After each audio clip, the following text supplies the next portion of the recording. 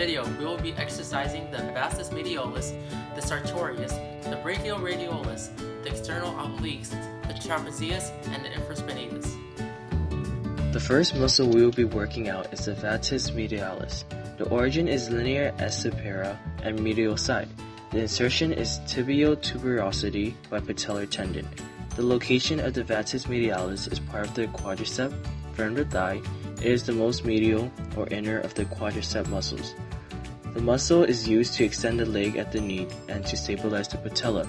The synergistic is rectus femoris, vastus lateralis, and vastus intermedius. The antagonist is sartorius, bicep femoris, semitendinosus, and semimembranosus. The exercise we're doing are called squats. Stand with your head facing forward and have your chest held up and out. Have your legs shoulder width apart and have both your arms in front of you. Sit back and down like you're sitting onto an imaginary chair. Keep your head facing forward as your upper body bends forward a bit. Lower down your thighs as parallel to the floor as possible with your knees over your ankles. Continue and do 3 sets of 8. This exercise works out the vastus medialis because the muscles are more fully activated when the knee is at a greater angle, especially when the leg is completely extended. Therefore, quadricep exercises that involve a full range of motion are best for strengthening this muscle. The second muscle we will be working out is the sartorius. The origin is anterior superior iliac spine and runs spirally towards the knee region. The insertion is at the proximal tibia, medial to tibial tuberosity. The sartorius runs down the length of the thigh in the anterior compartment. It assists in flexing, weak abduction and lateral rotation of the hip, and flexion of knee. The synergist is iliopsoas, pectineus, tensor fasciae latae, and adductor brevis. The antagonist is gluteus maximus and the posterior part of adductor magnus. The exercise we're doing are walking lunges. While standing with your feet together and hands on your hips, take a long step forward with your right foot and lower your body down by bending your knees.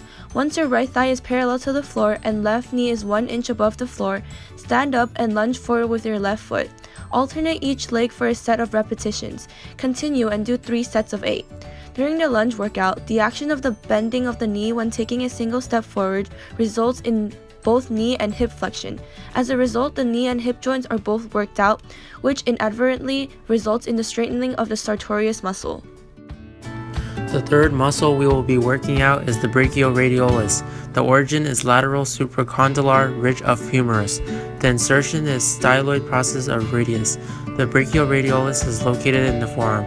It flexes the forearm at the elbow. It is also capable of both pronation and supination, depending on the position of the forearm. The synergist is brachialis and biceps brachii. The antagonist is triceps brachii.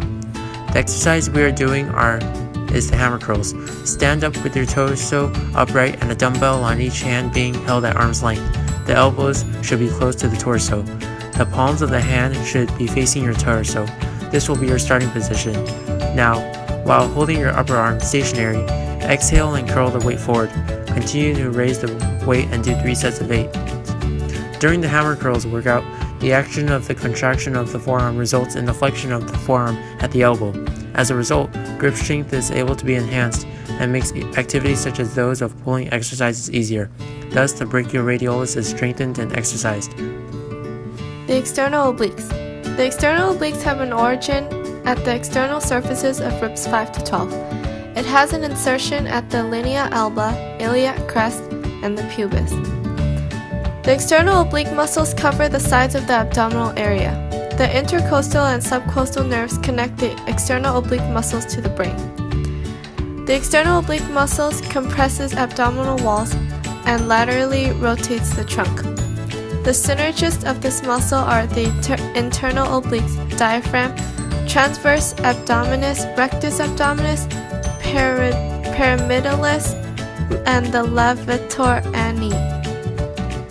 The antagonists of this muscle are the erector spinae and the quadratus lumborum. This exercise is the Russian twist. Sit on the floor with your knees bent and your feet flat on the ground. Lean back so your torso is at a 45-degree angle to the floor. making sure to keep the spine straight and not rounded. Hold one weight with both hands. Raise your core and rotate around to the right as far as you can. Pause, then reverse this movement all the way around to the left as far as you can. Continue this movement. The Russian twist exercises the external obliques because it is a rotational movement that will strengthen the obliques. The Russian twist requires a strong core, using the abdominal muscles, inner and outer obliques, and the erector spinae. Thus, the Russian twist helps to strengthen the external obliques. The sixth muscle we will be exercising is the trapezius.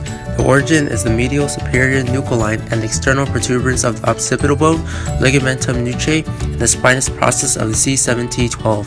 The insertion is the lateral clavicle, acromion, and the spine of scapula.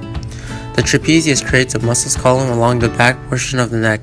The trapezius muscle is a postural and active movement muscle used to tilt and turn the head and neck, shrug, steady the shoulders, and twist the arms. The trapezius elevates, depresses, rotates, and retracts the scapula or shoulder blade. The synergists are the pectoralis major, pectoralis minor, subclavius, serratus anterior, latissimus dorsi, rhomboid major, rhomboid minor, levator scapulae, and the sternocleidomastoid. The antagonists are the deltoids, the supraspinatus, infraspinatus, teres major, teres minor, and the subscapularis. The exercise we are doing are the dumbbell shrugs. Stand erect with a dumbbell in each hand, with your palms facing your torso and arms extended on the side. Lift the dumbbells by elevating the shoulders as high as possible while you exhale. Hold the contraction at the top for a second. Lower the dumbbells back to the original position. Continue and do 3 sets of 8. By performing the dumbbell shrugs, both the shoulders and the upper back are strengthened as the trapezius is worked out. By keeping the trapezius strong, this contributes to long-term good posture and avoidance of back pain. The last muscle we will be working out is the infraspinatus. The origin is the infraspinatus fossa of the scapula. The insertion is at the greater tubercle of humerus. The infraspinatus is one of the 4 muscles that comprise the rotator cuff. This muscle aids in the lateral motion and horizontal extension of the arm and shoulder joint and stability. The synergists are deltoid, supraspinatus, teres major, teres minor, and subscapularis. The antagonists are pectoralis major, pectoralis minor, subclavius, serratus anterior, latissimus dorsi, trapezius, rhomboid major, rhomboid minor, and levator scapulae. The exercise we're doing are shoulder external rotation.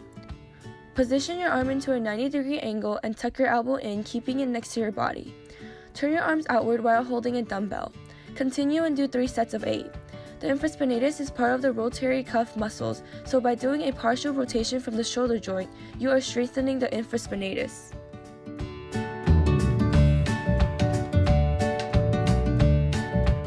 In this video, we will be exercising. Sorry. It's not fine. Yeah, what's that? Ready? Last minute. Go. In this video, we will be exercising the. Wait, can I just look at this? You guys don't need me, right? Ready? I'm always... Alright, I'll take you out. Oh yeah, last one. Ready? Okay, last Set, one. go. In this video, we will be exercising. Land on my foot. Ow, what? Get out of here. Okay, I did done.